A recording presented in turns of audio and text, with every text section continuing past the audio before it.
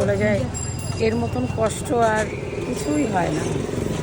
তাই আমরা সবাই চাই একতা হয়ে প্রতিবাদ করতে, প্রতিবাদটা হোক। তো অনেকদিন হয়ে গেল, দোষীরা তো শাস্তি পাচ্ছে না। আমাদের এই ছোট্ট প্রতিবাদে এই মানে এত সারা বাংলা গর্জি উঠেছে।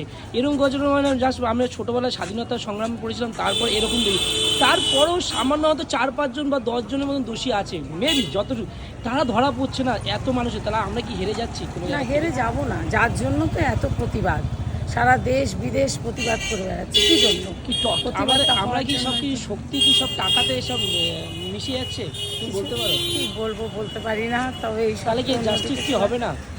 হওয়াটা তো উচিত, যার জন্য তো এত আর প্রতিবাদ। যদি না হয় এত প্রতিবাদ তাহলে কি মনে করতে এটাই হবে যে আমাদের সাধারণ পরিবারে এটাই মেনে নিতে হবে? আর কিছু বলার নেই, তাই মেনে নিতে হবে।